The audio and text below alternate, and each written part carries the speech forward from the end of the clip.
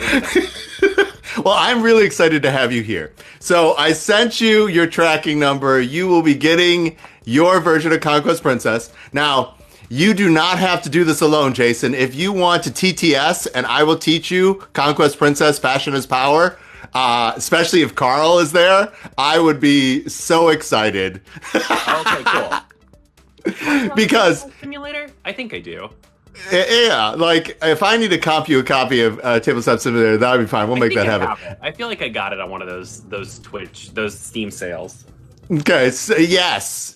And every time I see Carl on your feed, it's like, take your spouse to work day. I love that so much. Yeah.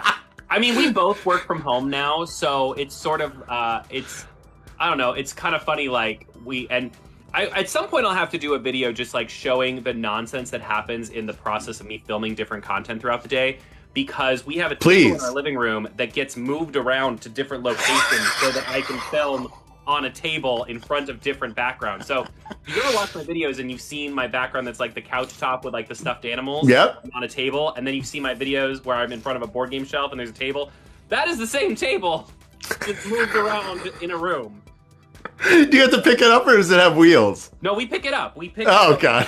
I wait until Carl goes on a break, and then he comes over and we move the table. I film, and then I wait till he goes on another break, and then we move the table back. It's a whole process. That is amazing. It is an entire journey. At least you have emotional support books that you can lean on at any time, piles of them that you can make happen at any given time. Yeah, no, absolutely. If the teach would help, I offer that to anybody who's taking a look at any of our games. So if you did not know this, there like some of the high-end content creators for board games will pre-screen your game. If they are like on the fence about it, they will have you like run them through TTS, or they will want to take a glimpse at the rules before they thumbs up or thumbs down the shenanigans. Oh, interesting.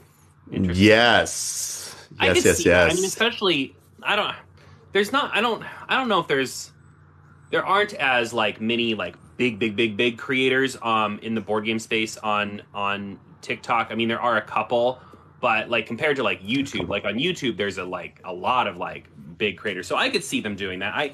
I get that. I mean, I think it's kind of the same when I do promotions for books, right? Like when I get somebody reaches out and they're like, "Hey, are you interested in this?" And I will like research the author, I'll research the book, I'll do a whole bunch of research before I'm like, yes, let's do this. That's good. That gets us to our topic today, which is content creation and crowdfunding. And Jason touched on a couple of like critical things. For folks who don't understand what TikTok rock you're underneath, but this is Jason Headley, aka Ezeekat, aka my celebrity TikTok crush. This guy, I cannot actually interact with him in person. I need the actual like format of TikTok or the screen, or he's seen me try to interact with him in person. I just like get really quiet. I'm bad at interacting with everyone in person, so I like the screen aspect too. Like even when I interact with people in real life, I put a phone between us so I feel safer. That's good. It's like I need an agenda. Please give me structure for us to make this conversation happen. And board games is generally the structure for all social interactions that I appreciate most, right? Maybe some back and forth about nerd media. That would be the other like, but if I like run into somebody like a surprise on the street, I'm like, hey, person that I know. Street surprises are the worst. Nobody wants that. I should be a better friend. Yeah, no, those are the worst. All right, so we're talking about content and crowdfunding, and Jason had hit on something very important. Different audiences in different locations have different expectations. And it's not one is better than the other, but those pieces of technologies and those audiences that grew up with them have expectations. And they are not only participants in that technology's community, they are usually, that is their gateway then to go to an entire other community. For example, everybody, if you're ever interested in publishing a game, the crowdfunding audience should be treated as its own unique audience. Yeah. Okay. Which gets us to my current problem, which is Conquest Princess is sort of an everyone title. I believe that everybody should experience a magical girl transformation once in their lifetime. And and experience the power of fashion. And too much in our media, we think if something's quote unquote for everyone, whichever group you're trying to include in everyone, suddenly it's for that group instead. Yeah. That's a woman title, or that's a LGBTQI title, but something that's actually inclusive of everybody. Like, I've seen some dudes cosplay some Sailor Moon. I know dudes will do this. Yeah, like the idea that the more inclusive it is, the more exclusive it may feel, I guess. Sometimes that comes across that way. I don't agree with that concept, but I do recognize that it happens. Yeah. Yeah, and I want that not to happen, but obviously, like 2 years ago on Board Game Geek, Eric is great. He runs that stuff in the media. He had me in his newsletter as like top 5 game designers who will do whatever the frick they want. I made the list. I got some sort of recognition, but that comes at a real problem for today's topic, which is crowdfunding and content creation. Jason, you understand intrinsically that people react to feelings. Oh, yeah. Right?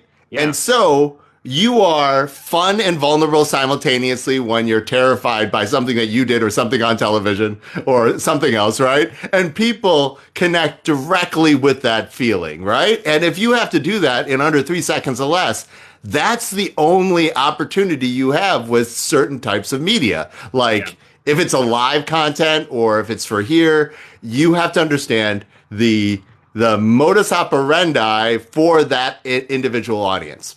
So you participate now in all of the platforms, and I gave you a nice long break because of your technology issues now. So talk to me about, if you could, how your strategies vary platform for platform.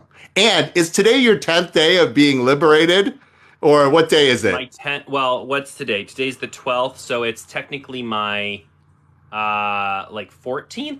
14th. Congrats on your 2-week anniversary. Yeah, I think it's my 2-week because my last day was a Wednesday, so this must be my 2-week anniversary. Yeah. I feel very honored to get to spend it with you. And yes, congratulations on your 2-week anniversary. And so now let's get to the nitty-gritty of the topic. Like, you have championed like, hey, Instagram has been good to me, where a lot of people around this neighborhood have said no, but like, and other places. So talk about your strategies for each places if you can. Yeah. So, TikTok is where I post the most content. TikTok, that also makes a lot of sense because TikTok is where I have the biggest following. So I post 3 to 5 times a day on TikTok. Excuse me. And then on Instagram, I post at least once a day. Sometimes I'll post 2 times a day, but I try not to go more than 2 times a day. Instagram, and I'm finding this is starting to happen a little bit more with TikTok as well. Instagram posts need time to marinate. They need time to kind of grow and reach their audience. They need a lot of Instagram posts will grow overnight. So it needs time to like marinate. So I try not to over inundate that platform. Now I think it's great to. Do you pick your best of the TikTok day? Or are you cross-pollinating the content, or what are you doing? I cross-pollinate a lot. I mean, obviously stuff that I'm posting in stories or photo content is exclusive to Instagram.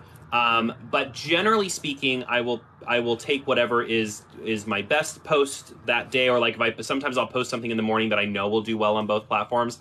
And there's a lot of stuff that I post that's very TikTok specific, right? And that stuff is not going to make it to Instagram. And then sometimes I'll talk about specific Instagram, like Q&As, for example, that I do in Instagram stories. Those aren't going to make it over to TikTok because that's something that people are very comfortable with in an Instagram story setting. So those are really my 2 main platforms. If I have a TikTok or a Reel do really well, I will transport that over to Shorts on YouTube. And then outside of that, I try to post one like actual YouTube video a week. I would love to get to a point where I post 2 a week, but we're just not there yet. Is that you as an author? Is that you for your Patreon? Where do you feel like your really meaty YouTube content ends up landing? Obviously this is the second week. We don't have a lot of whatever. We have aspirations and feelings. Let's talk about your feelings, Jason. I think my YouTube content does best when it is either specifically about books, like when I'm doing more like long form, basically what I do on TikTok about books, but longer. But I'm also starting to really find some traction in the world of board gaming content on YouTube, specifically in shorts, because I think there's so much board game content out there that's longer form videos, right? Like here's a 50-minute video of our top 10 games that we're excited for, right? There's already that exists. There's already if you want to watch a long video about board games, there's tons of them on there, and there are the great thing about YouTube is there's so many different kinds of creators, right? So you can definitely find a kind of creator that you enjoy. But I'm finding that there's not as much shorts content about, there's a lot of book short content on YouTube, but definitely not as much board game short content. So I'm finding a lot of really nice breathing room there on YouTube as well. And then I also stream on Twitch almost daily at this point. And that is video games, board games, and Lego building. So that's kind of You're always doing a thing, and I catch it. I always feel like there's 6 cameras pointed on him. I'm like, that's amazing. That guy is doing all the things. That is fantastic. Yeah, it's very nice when sometimes we're watching a couple of TV shows right now that I'm not reacting to, I'm not filming content about, I'm not reviewing. And it's always like such a nice like relief when we get to the end of the night. We're like, we're going to watch this TV show, and I don't have to have any thoughts about it. I can just watch it and enjoy it. And it's really nice. I think it's so important to set boundaries, even with yourself. As you are a high performer and relentless, I've seen you try to work a Gen Con. Like, you're going to try to do all the things. Sometimes the thing that you're supposed to do is rest, enjoy it, and have fun. Oof, I'm not great at most of those 3 things. You seem really fun. I think I'm good at the appearance of fun. I think, I shouldn't say that. I think I am good at having fun, but I think in the back of my head, whenever I'm having fun, I'm always thinking like, could this be content? Should I be sharing this? Like, if I'm enjoying this, would someone else enjoy this? And then there was this whole stream back and forth between you and I of, these people hate me. And I'm like, those people don't hate you. There's no universe where that is even the case. Like a constant inner monologue in my brain that's just like, I'll do something that I'm really proud of, and then that little voice pops is like, everyone hates you and you're going to fail. And I'll be like, oh, great. If folks who know me, I'm going to tell them exactly what I think about the situation and be as honest as I can. So if you ever need to know, like the gay truth about a thing, you can always just bug me, and I'll give you the tea, as the Republicans say. Oh my God. But yeah, you know what? I fear that this, I say fear, but I'm also like, I'm terrified, but also excited about it, that I think this Gen Con is going to be even more insane for me than last Gen Con. Oh my gosh. But I'm excited about that. Like, I mean, you have your fun. I will root on you from the sideways. Yeah, but like you at Gen Con, to be one of your fans is like being a fan of a marathon runner. It's like, oh, I saw him! That's like run fast. Yeah, that sounds correct. No! Yep. I like to see you, but I definitely admired you leaving. All right, so now the other thing that goes on in this stuff is, since we talked about you as a content creator, let's talk about publishers' opinions of the various medias and how they're working. I think that's really important for us to discuss. Okay. Yeah. The crowdfunding audience is really integrated into 3 platforms, and those are Board Game Geek, those are Meta, and those are YouTube. And we talked about 2 of those already, and let's talk about the Evil Empire. And so the reason that people are hooked on the Evil Empire is because, in the classic marketing sense, I know I have the tools to track my dollars, and I can use that tool in such a way that audience gets what it expects. Yeah. Okay? So for folks who don't know, I was an adult once. I was VP of marketing for software development companies. And so to get somebody to do a thing, you generally have to get in front of them 9 times. Sometimes it's 12 times, but it's usually around 9 times. And there's a lot of ways to get that 9 times in.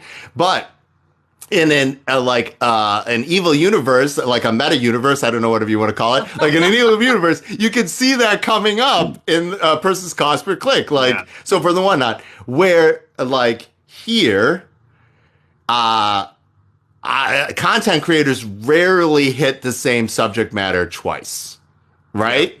And I don't know if that's good or it's bad. Like some content creators say, hey, if it's good enough, you should repeat it. Like you should revisit it, especially if you're teaching people things. That's good use because there's a lot of helpful reminders and stuff like that.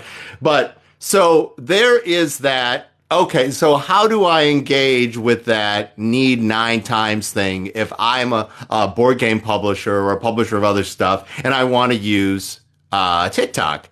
And you're seeing this now. Like if you have the war chest or the buckets or the manpower, you send everybody a copy of Castle Panic and everybody tackles Castle Panic, right? Yeah. That is flat out what you can do. If you are unable to do that, if you do not have the pockets, like I do not have the pockets, like you're going to see this Princess prototype. It was packed with love. Like seriously, I thought about all of this and not like me in my 20s. I mean, packed with actual love. And so I'm the worst, Jason. I'm sorry. All right. So, and I, like each one of those is a massive, like financial and physical. It's about as Etsy as like a board game can get right now. Like I've made Etsy-esque board games before. And so, what you have to do there, if you're, that kind of person, you have a product to sell immediately, is you, send it to a very successful content creator like you, like Danny, like Grant, and hope those people win the algorithm lottery that day. Yeah. Right? Yeah. Okay. And so if that does happen, then you ask that person to put it to the top of your thing, to the top of the link tree. And then you say, hey, TikTok, thank you for acknowledging the greatness of Jason's video. Can you please show it to everybody on the planet? Here, have some money. But it's interesting too, though, because I have found more and more, especially if a video is sponsored, right? So I think getting a prototype to try that wouldn't I wouldn't put that as like a sponsored video, right? But if someone is paying me to like make a video about a board game or a book or whatever, that's sponsored content, and I have to market as sponsored content, right? Legally speaking, and TikTok does not love sponsored content. It just completely suppresses it. And then it's sort of up to the company to kind of push that video out and get that video some traction, right? So I think what's really important is when you're finding people to really give those prototypes to and to get that excitement, I think so many times, and I see this in the book world too, people feel like they have to go after the biggest, like the hugest followings out there. And what's way more important is that you go after people with really great engagement. There are people with much smaller followings, but their engagement, like people are so engaged with their content, right? Like everything they post, people are commenting and liking and sharing. And that's who you want to go after, because those people are going to get people invested and get people sharing and get people talking about it. And that's where the excitement comes from. And I think more and more and more, especially, and I say this for board game and book companies, as you're sending things out, if you can get a commitment, or if you can, really talk about, I think so many people when they talk to me, they talk about like, oh, we're going to have this be a TikTok video. It's going to be a TikTok video. We're posting it on TikTok, right? And they want to win the TikTok algorithm lottery, like you said. But the thing is, Instagram Reels is so much more consistent. Like, it's so much more consistent as far as the views you're going to get on that platform. So if you can get the people that you're working with to post, even if it's the exact same video with the same caption and the same hashtags on TikTok and Reels, you're going to see a lot of success because you're going to see that video get growth from both platforms. And those are two different audiences because different people are using TikTok and different people are using Reels. That is great advice and something I need to think about. Okay, so to your point about sponsored content, so forth and whatnot, everybody who wanted Princess to succeed has refused to take my money to do content. Yourself included. Yeah. You're like, hey, I think that I really want this to work. And I'm like, that is, that gets me in the feels. I'm like, yeah. The thing is, like, you know, I do this for a living now, and I do work with companies and brands, and I do, you know, take money to create sponsored content. But there are also many a time where it's just like, you know, it's an indie author who I have a great relationship with and I want to help support them. You know, it's an indie publisher who I want to help support. There are even some bigger board game companies. Like you're going to, later today, hopefully today, fingers crossed, I'm going to be posting an unboxing for a bigger board game company. And I didn't charge them to do that unboxing, but I really value the relationship I have with that board game company. So when they reached out and asked if I'd be interested in being part of this thing that they're doing, I was like, yeah, I want to be part of that because you know, the money from brands to do things is really important. It's important that content creators get paid for their work, but also, you know, from a content creator's perspective, the relationship with these companies and how we manage that is also really important. So it's very much sort of like a tap dance to figure out when is the right time to do certain things, to, you know, not only get the money, you know, make a living, be able to put food on the table, but also to build and strengthen relationships, because that's what a lot of social media is really about, is building and strengthening these relationships that you make here. It's critically important, and having a long view of it is really, really, really important. I tend to, if I can have it in my budget, offer people who are generally helping make the universe a better place or more visible for people like you and I, right? And so those people, I'm like, oh my God, those people, if I have any dollars, I will shake my couch again. I will get them together and I will throw them at those people. So it's important, right? And people vote with their dollar. Now, this activity that you need to do for this platform has people thinking that this platform is not for board gaming, and that's insane. Okay, yeah. Flat out, it's just insane. But back to the beginning of our conversation. Meeting this audience's expectation and knowing where and what will succeed and how. Okay. I've seen TikTok, and that's the end of TikTok that I spend a lot of time in because I like uplifting stuff. People rallying behind things that are important and talking about how they can make improvements. And this platform is great for bringing people together who never, ever come together before, or making people aware of things, right? Our project coming up is a chance for people to add some rainbows to the gaming community.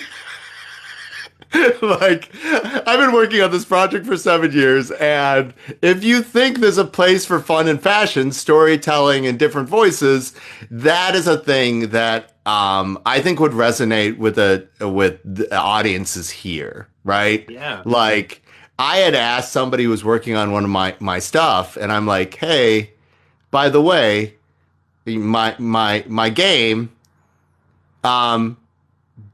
like, did you check the audience ratio that you did this ad test against? And they're like, yeah, it was 80% men. And I'm like,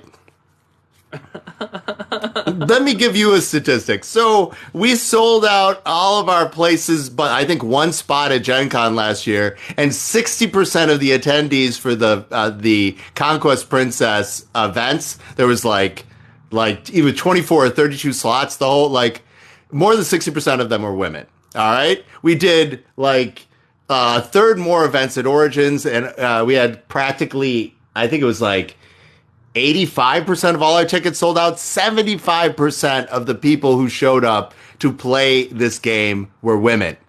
Yeah.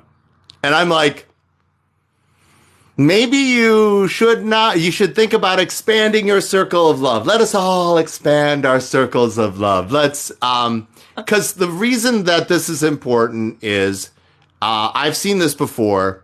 women will come into like a game night, and if they see no other women there, they will leave. Oh, interesting. They think this space is not for them, and being the first in any space is rough. Yeah. I can understand that a lot.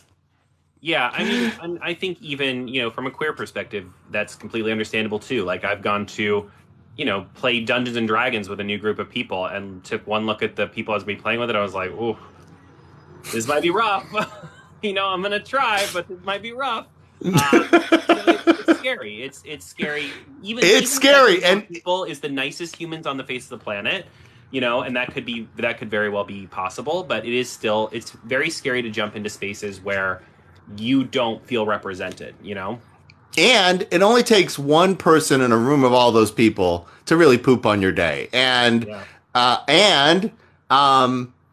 the like putting yourself out there and interacting with people, this is your time. Like this is your time down here. Like in a very Goonie sense, you only get to pick this like once a week for a lot of people, right? You do not want to add these extra struggles sometimes. And it's not that you shouldn't do the struggle, but you should get to choose when you want to charge up that mountain, run up that hill. Like life is too short to be struggling when you're supposed to be enjoying your life. You know what I mean? There's right. Or struggles. No, you can struggle when you need to struggle. I totally believe that I should have a cowboy hat on. I totally believe that this is the thing.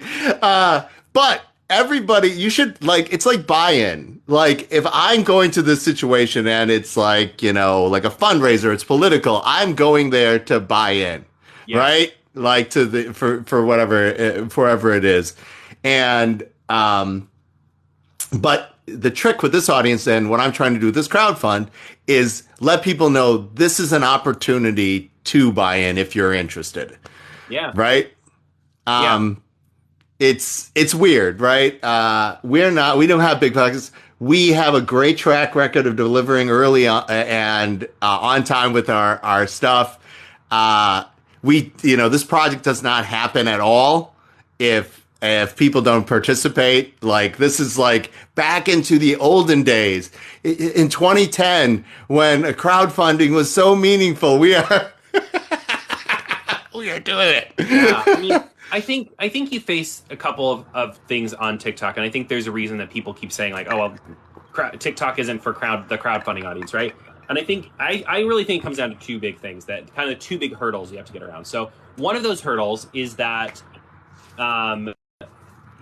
people on TikTok is all about instant gratification, right? It's all about like, oh my gosh, I just saw that L'Oreal mascara and now I have to buy it and I have to have it in my inbox tomorrow. It looks fantastic on you. It's right, exactly. Absolutely. It's all about that, like instant gratification. Like, right. So sometimes I'll do unboxings of Kickstarter things that I just got and people will be like, where do I buy it? And I'll be like, well, right now you can't get it right at this moment, but you will be able to eventually, right? And I think, people want it, like, how can I get it? How can I get it, right? Which is why I see this with board games, but I see it even more with video games where they'll have an ad for the video game and look at this amazing video game we have and look at these pretty scenery and the characters and it says play now and you click play now and it's like, this is coming in 2024. Please help us by kickstarting it, right? Like they get you kind of in the mindset of like, I can play this now. And then they present to you the package, right? And that is, that's kind of, I think, where we need to get to with crowdfunding on TikTok is making the excitement now, but then the understanding that this is something you'll get down the road, right?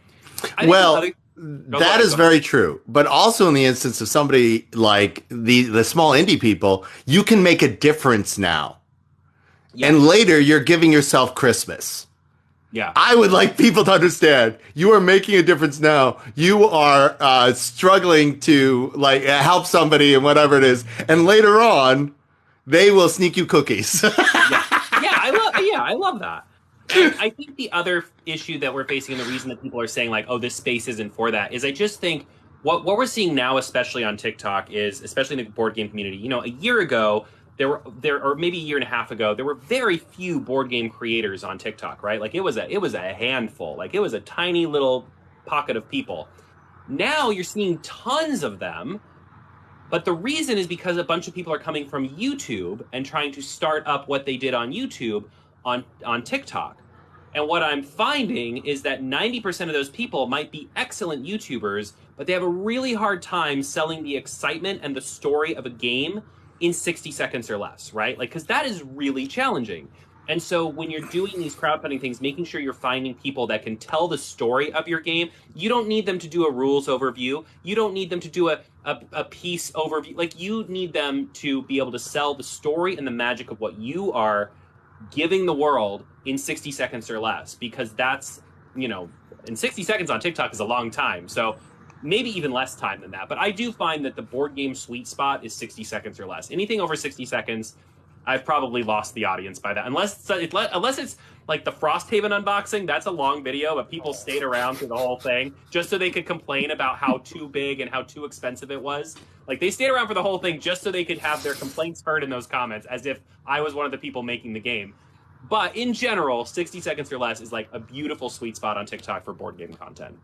Beatrice Whitebook had engagement, an important thing about there are things that you can have rewards now for certain types of crowdfunding, like screen grabs, different things. Coming up for Conquest Princess, we have a comic book, a 32-page comic book that we're going to do beforehand. And because we are super weird, Jason, we're going to tell that same story in the comic book from the cat's perspective as a choose-your-own adventure powered by Terrible Democracy. It's amazing. So if you follow us, you'll see this story, because of course, the game is named after the giant robot, and you can't have a giant robot in anime or whatever without having an evil origin story. And so Princess Zero is the evil origin story that is done in a couture woodblock fashion. It's very different art style than the game itself, right? And so it tells you in 4 chapters the immediate, like before the Temporal Intergalactic Armed Response Agency was created, where the giant robot, the Conquest Princess, was. And so that's a weird story in itself. You can tell me, Jason, did I go too far? Because the story might include 50-foot concubats. No, I love it. And so the 50-foot concubats aside, the cosmic cat is one of the characters who precludes because the cat is infinite in quantity. So the story will be told from the cosmic cat's perspective of the things that are going on, and the audience gets to decide where it goes. And it's going to be one frame, and then okay, what do you want to see next? One frame you want to go see next, and we're going to do 2 frames a week. On Instagram throughout the campaign, starting with the Conquest Princess's first chapter and so forth and whatnot. Yeah, I think that's great. And, Beatrice also brought up a good point, which is that, they would love to see a 60-second of opening the game and then a live of people playing the game. I think more and more I'm finding that live streams of people playing the game, especially on TikTok, like wherever you can live stream it, but on TikTok, live streams of people playing the games, I feel like that does pretty well. And the other thing is, unboxings do really well on TikTok. Like, I don't know how much you follow board game content, people who are watching right now, but unboxings are almost more engaging to an audience, I find, than like an overview of the game. Because sometimes people that are new to games or people who don't play as many board games as we do, they see any board game. I could be explaining the simplest board game there is, and people will be like, "Oh, that's too complicated for me." Nope, and they'll comment it. They'll be like, "Too complicated." I did a video once about The Mind, which if you've ever played The Mind, is like one of the simplest, stupidest games ever. I say that as someone who loves that game. I'm allowed to call it stupid because I adore it. But it's such a simple game, right? It's got like 1.5 rules. And I did a quick overview of what the game was, and people in the comments were like, "This is too complicated. I could never." So sometimes just opening the box and showing people the pretty pieces is more exciting and more engaging, especially to that board gamer who's not necessarily like someone who has all the time and patience in the world to like learn the game and hear you talk about the story and the rules. And sometimes just seeing the pretty pieces is really exciting to people. You are 100% correct. And I want to add one thought to that. Yeah. Okay.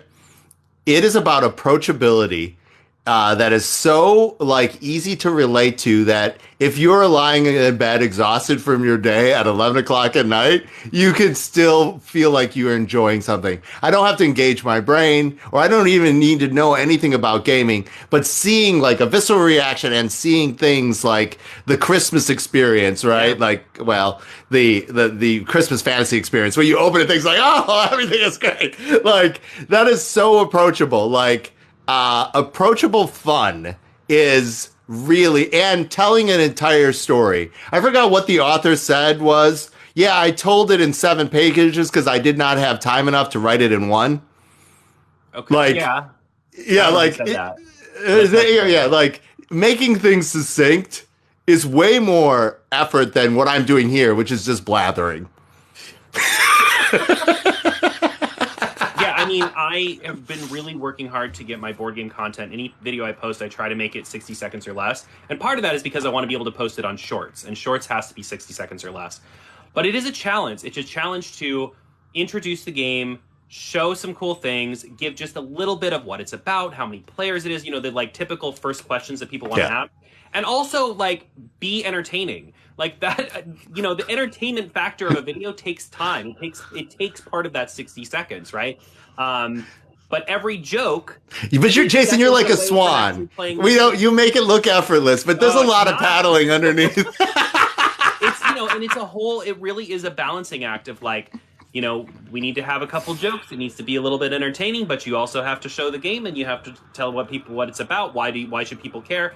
And it's a lot. And you know, you say somebody said I am a crana. Anyway, Akrina is he's a normal audience member for mine. You're interacting with my set of weirdos whom I love now, Jason. But it's a great point. So some of these games are almost impossible to get into in 60 seconds, and it's something that I've struggled with a lot as a content creator for board games. And that's when I think that an unboxing is sometimes really excellent, because that you probably, like Frosthaven, for example. I am never going to be able to explain Frosthaven in 60 seconds. But I can probably take everything out of that box in the most chaotic fashion in a pretty short amount of time. I could also probably set up that game and do a quick, this is Frosthaven. It looks really crazy on the table. It's a fantasy game. You might like it if you like role-playing games, right? And that's 15 seconds. So it's not necessarily that we can't get into these games in 60 seconds. It's that we have to be willing to parse them down to their most important bullet. Like, what are the 3 bullet points about that game that takes 4 hours to learn that you can talk about in that very limited amount of time? You know what I mean? And it's not only the succinctness, it's about, that also will resonate an emotional connection. Yeah. Which is even harder. Okay. So I have a promise. I have a story. Like, what will actually either motivate somebody to take action, or what will they actually remember? So, like, a feeling will motivate them. Like, you making them laugh will make them like or comment or something like that, right? A story that if you give them that they can connect with will make them carry that over to that next moment where they interact with that thing on their parade from 9 to 12 times from the beginning of our, like, oh, I've seen enough of this. I remember now before. It just doesn't blaze past, because we, as a human animal, we are designed to keep stories as the memory object that we keep, right? Yeah. As a person who lives in stories and books, you know this more than other people. And I think, I think the other thing we have to get around is, like, we talk about in videos, there's, the creation of a feeling, and then there's also the call to action, right? And that's why, we joke about it, but that's why you see influencers all the time asking questions, right? Like, I always try to ask some kind of question in my videos if I have a chance, right?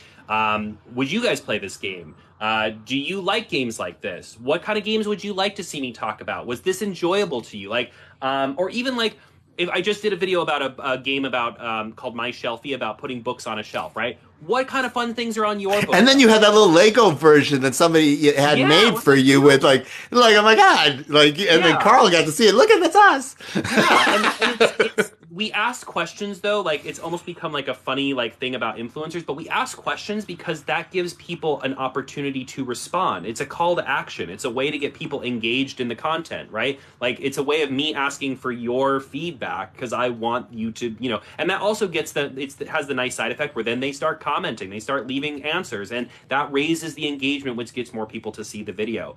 And the other thing I'll say is that the feeling and use this with great power comes great responsibility, okay? The feeling that you bring out in people doesn't necessarily have to be positive. Now, I'm not saying you should go out and make a bunch of hot takes and say a bunch of negative things, but great example of this is there are these cooking videos out there. When I saw this for the first time, it was like my mind was blown as a creator. At the beginning of the video, they've got a pan on the stove, and they take an egg and they put it in the pan.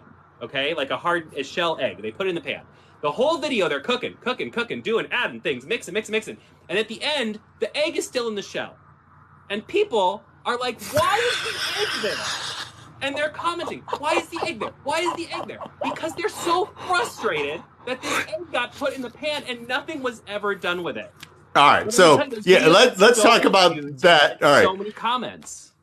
All right, there's two things that powered the evil empire, and those are aw kitten moments and road rage moments. Yes.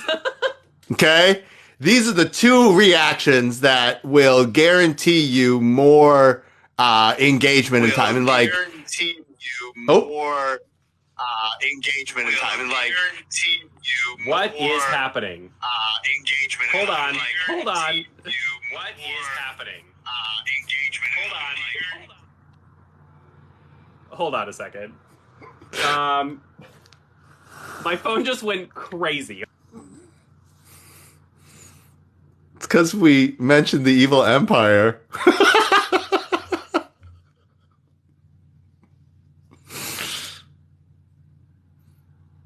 All right, he's muted, but I'm not sure exactly what happened. I will continue talking while Jason figures stuff out. He's gonna do it. He touched his phone and suddenly, like, Mark Zuckerberg showed up. It's like we mentioned him 3 times in this conversation, and then suddenly, boom, he's here. But no, seriously. So you have kitten moments, and then you have kitten moments, and then you have like road rage moments. And tapping into those things is. I think I might have fixed it. Did we? Yeah, I think so. I got a phone call, and I swiped the phone call to go away, and then chaos ensued. Oh, I'm sorry, but you're a popular guy. I understand this. It was wild. Okay, so we're talking about like using. You had a really great point about questions, and I have another thing in and around that, but also in evoking emotions to create engagement. So having a CTA at the end is always a good idea. Like setting the stage for your content. This is what you're watching in a way that gets people in quickly so that they can keep on, like they know, I think is very important. If you can actually start with a question that you're going to solve in the video, and then end with another question in there, like, aha, I've answered your question now, like it was come and answer mine, is even more powerful form of engagement. With board game content is, did you ever need to? Did you ever want to? Did you ever blah? Like, you know, something that is approachable, that is a fantasy. And obviously for Conquest Princess is, did you ever feel a need for a magical girl transformation? And the answer should be yes. Yes. Everybody, like, I'm glad I get back to the talking points. I'm like, yeah, we're doing it. So, structure for your content is important. One of the things that you talked about briefly about YouTube Shorts is I've had a wild amount of fun doing board game design tip for the day on YouTube Shorts. And it's just, okay, I have 15 seconds to say something. It's a mental exercise. Usually my board game design tip for the day has it relates directly to my day, like things that I've been thinking about trying to whatever it is. And I'm like, I'm going to codify that into something for somebody. And then we take those, if we're not swamped, and we do Waffle Wednesdays with those, where one of our characters, Waffles, explains why you need to do this. And so that content, I thought it was going to be like a really like classy, sophisticated answer, but no, it's just a character named Waffles explains. It's Mayor Waffles, and Mayor Waffles goes on adventures, and he's a French bulldog. We love Mayor Waffles, and Waffle Wednesdays is just Mayor Waffles going to, like, if you wanted to follow me on any of the platforms, you should do this just for Waffle Wednesdays, because he is magical.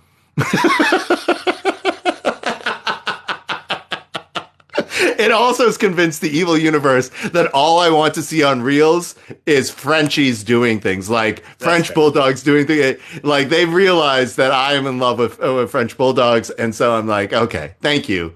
It's tortoises and French bulldogs. That is what's coming up in my... Yeah, that's all I want to see too. I agree. All right, so we talked about... we talked about shorts a little bit, and we talked about strategies for content for TikTok. I would like to go back to that for a second and talk about what makes a successful video for TikTok audiences and what makes it for board game publishers, to codify those two together. Okay, yeah. It's always really good when you go, hey, if you like this and it's approachable and they understand. Okay.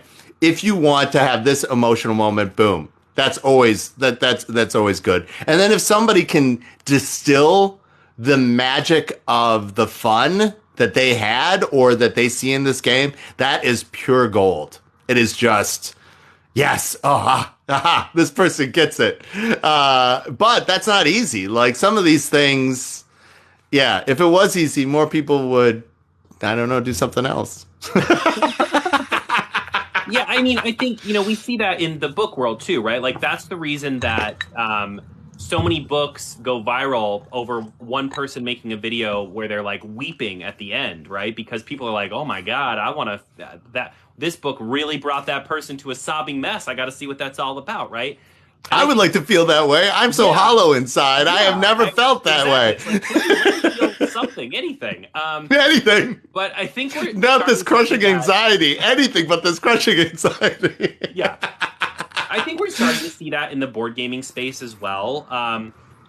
You know what I think is interesting? Because I keep bringing up kind of the difference between YouTube and TikTok, but I watch a lot of board game YouTubers, and I will say I think a lot of them are very, for lack of a better word, and I'm not saying this as an insult, but just as like an observation, very dry, right? Like, there's a lot of dryness in the YouTube board game world. And I think it works on YouTube because they have longer amount of times. I'm willing to sit there and listen, especially when listening to a rules overview. I don't need it to be flashy and crazy. You need it to be clear. Right, I need to be clear. And yeah, on TikTok is the complete other end of the spectrum, right? Like, you want it to be flashy, you want it to be wild, you want it to be engaging, and you want it to be fun, and you want it to be, you want to show the chaotic fun nature of playing these games with people. And so I think that's where that difference really lies, is being able to, like you said, show the fun that a game can give you, show the feeling of the game. Whereas on YouTube, you're more likely to see like the actual structure of the game, the rules of the game, the gameplay mechanics. TikTok is more about the feeling, right? The feeling of winning at the last second, the feeling of finally getting that card you've been wanting to get, right? The feeling of completing that puzzle you've been trying to do, right? Like, that's more about the sell on TikTok. And I think it's a big reason why there are still a pretty small few of really successful board game creators on TikTok. I think we're seeing there's a lot more people joining TikTok to talk about board games, but there's it's still a pretty small handful that are really being successful at it. And it's let's talk about that for a second. Feeling aspect. Yeah, go ahead. Let's talk about that for a second. So, how familiar are you with Simon Sinek?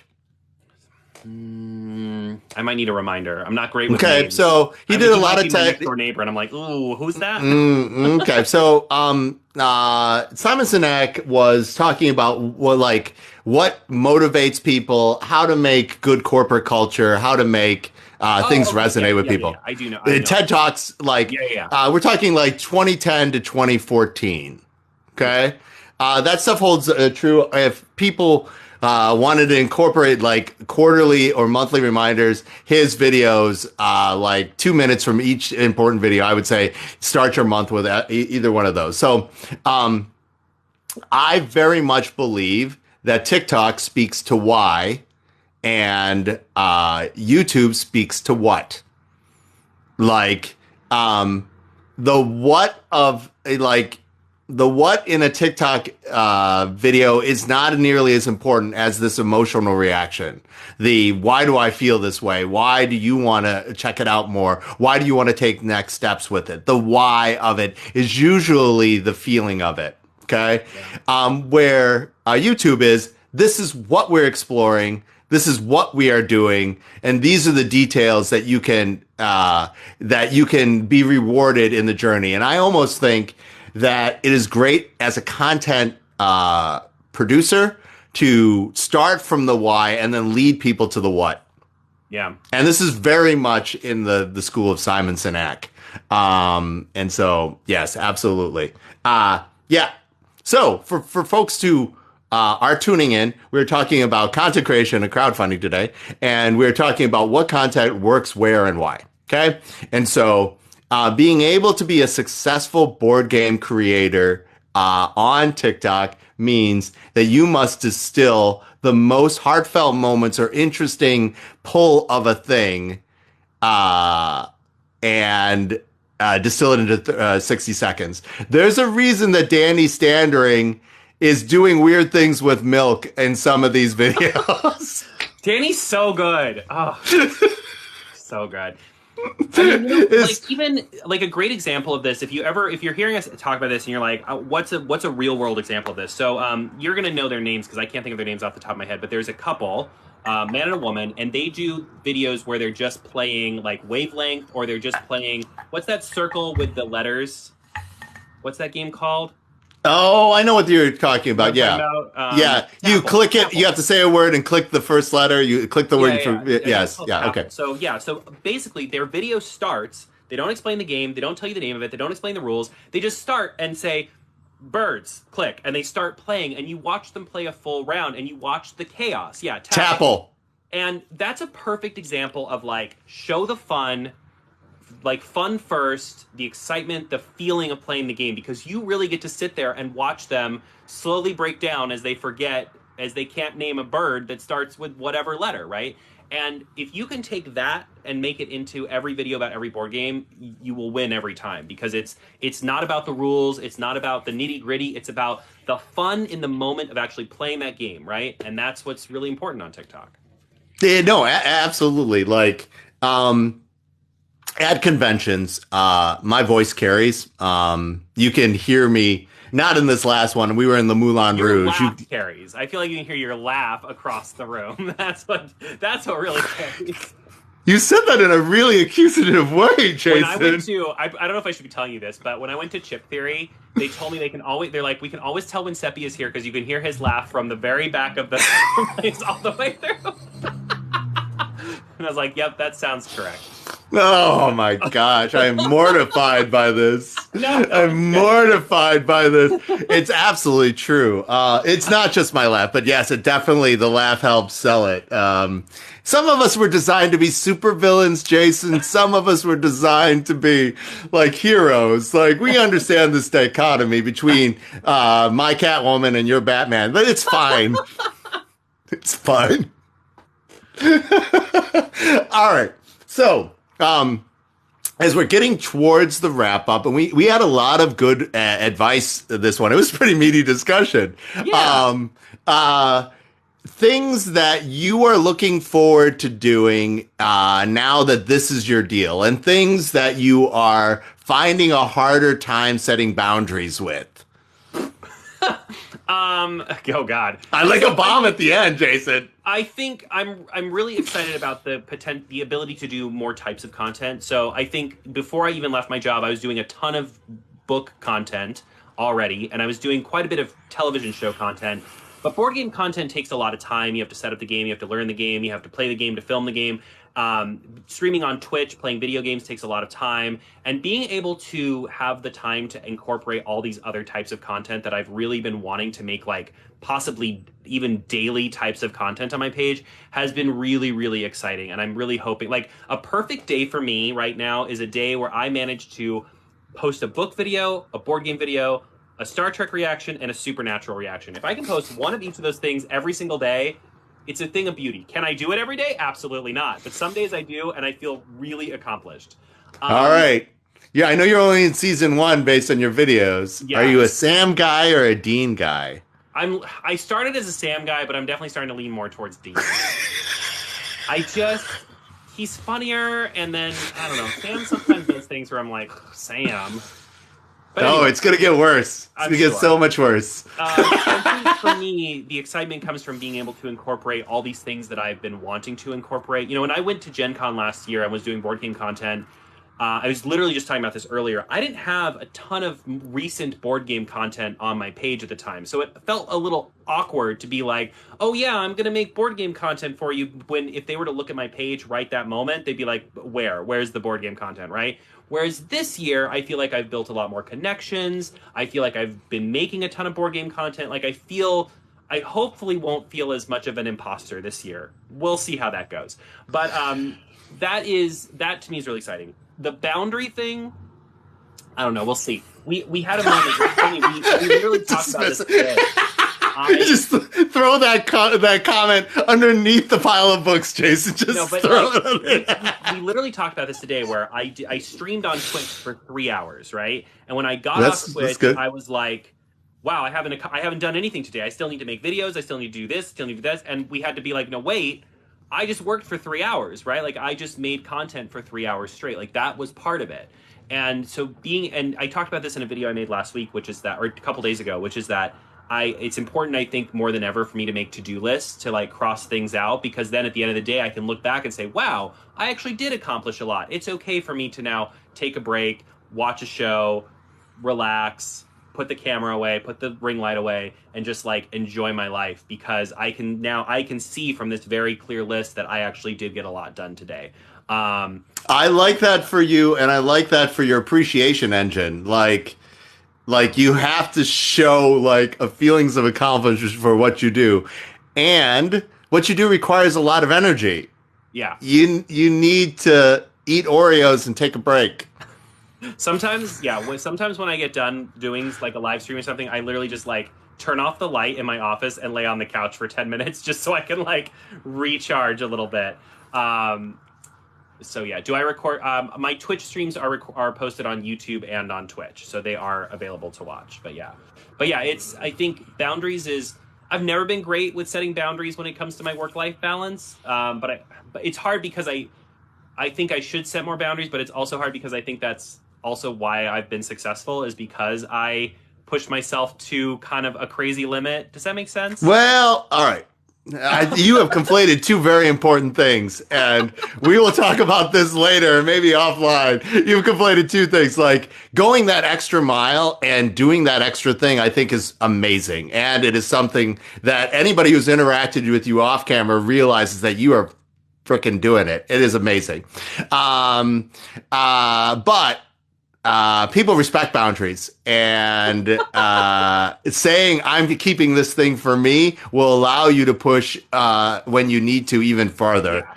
But you're young, really you understand. Like young hot guys are always talking about the stuff they're doing. Whatever. Us old people, we got different things going on. So, I'm very excited about invading your content in and around Princess. So if you want somebody to come and wreck your day with nonsense about space fashion, please invite me. We can hang out. My schedule is very flexible about these kinds of things. Coming up for us, Obviously, it's the summer convention is coming up for Fight in a Box. We had some hard news about stuff, so I have a not fun announcement coming up in the next week or so. But otherwise, we have Gamma coming up, which is going to be a little wilder than I thought it was going to be. Like, I did not expect, like, Danny and Grant going, hey, yeah, let's play it at Gamma. I'm like, oh, okay. And I'm going to invite these guys. I'm like, okay, we're gonna do this thing. I thought I was just gonna nerd out with retailers. Nope, we're doing the thing. That's coming up as well. We already talked about all the content that's coming up for Princess Zero and the Choose Your Own Adventure powered by Terrible Democracy. But yeah, Jason, this has been a treat. This is the third time you've been on my live. Yes. Have you announced the date that you're? I keep forgetting, so please remind me. Are you doing Kickstarter or Gamefound? We're doing Gamefound, and it's the end of May, most likely. Okay, so we don't have. So it is like May 23rd or May 30th. Okay. Yes. After you get it, let me know, and so whatever content you want to do there. But you are the first stop on the train of love. That princess will then be picked up and have to go someplace else. That's fine. I didn't want a sloppy second princess anyway. So I'm gonna. That is not what. This box was like boxed with love. I'm gonna the unboxing just gonna be me going like the box, like a wild person. You should have to. I'm going to do a reverse unboxing as a thing. I'm like, oh, here's a reverse unboxing. This is what happens before you guys wreck these things in unboxing. You know what though? You should, because like packing videos, like people who do like Etsy and stuff, like do packing videos, and those are very successful. Okay, I am now thinking about doing live streams in and around Princess content because you could play Princess solo. Yeah, absolutely. Especially the later missions that are not included in the box. I could definitely do that too. But that's awesome. Jason, you are fantastic. Thank you. Did you go to MegaCon this year? Yes. I did. It was great. It was very intense, but it was good. It was a good weekend. Okay, I'm going to message you more about that. Other people have had gone and had various things happen, so forth and whatnot. I've been looking at what other conventions to add because I was insane. Like from the third week in January until I think this last weekend, the cycle stopped. I was at a convention every other weekend. Oof. I kind of want to try and do that next year, though. I want to, not every other weekend, but I want to go to more conventions next year because this year I'm really only doing like 3.5. So hopefully. Have you done all right? So have you done Dragon Con yet? I've never done Dragon Con. The only conventions I've ever really done, I've done New York Comic Con when I used to live there, and I was thinking about going again this year. I've done MegaCon. I've done Gen Con, obviously, which I'll be doing in this year. Dice Tower East, which I'll be doing this year, and I think that's it. So I'd like to add more. Okay, so like, what's the one that's late in the year? There's one in December that I've never been able to do because I'm working, and this year I want to do it. Maybe. Oh, you have to. PAX Unplugged is incredible. Yeah, I've never been to PAX Unplugged, so okay. So PAX Unplugged is the must. Of all the things that you mentioned, that would be number one. Dragon Con is one of the last like party conventions. If you're interested in a convention that's like Mardi Gras, and I mean like gay Mardi Gras, not like Mardi Gras, like gay Mardi Gras. Like if you're looking for a convention that's like that. Dragon Con is the cosplay. It's drinking and cosplay, and they have a private party at the aquarium, which is supposed to be off the chain. I love that. We have a convention here that I love that's in December. That's called we call it Holmat. It stands for Holiday Matsuri. It is a Christmas themed anime convention. It is wild. It is one of the wildest. Like it is out of control, and I love it. Oh my God. I need to dress up like the Colonel for Colonel's Chicken. I've almost got the, like, you can see it now. Oh my God. But yeah, I really like that con. So, I'm gonna have to look at PAX Unplugged. Absolutely. PAX Unplugged is incredible. Also for opportunities for where you are in your space and growing stuff. Wizards started the Magic the Gathering convention circuit. So they're having one quarterly now too. Like the next one is MTG Minneapolis. They had Vegas for 30, Magic 30. Then they did Philly, and then coming up in May is MagicCon Minneapolis, and so that circuit is running around the country, which is interesting. Since it's so approachable, people know about it. It's a good gateway to shenanigans over the one. All right. I am massively over in time. You are fantastic. I will continue to send you messages. And when you want to take that moment like Danny Standring did and get in the pool with me to do a underwater board game demo of Too Many Bones, please let me know. Oh, I probably won't ever do that. I'm very scared of water. So I will. That sounds like my worst nightmare is a board game in a pool. That is... I literally got like... my chest hurt just thinking about it. I was like, no. No, all right, we won't do that then. We won't do that. On dry land. That's all right. Well, how about like how's sand? How do you feel about sand? Is fine. It's just not in water. All right. I learned to do something. Jason, you're amazing. I'll talk to you soon. All right, bye everybody. Bye.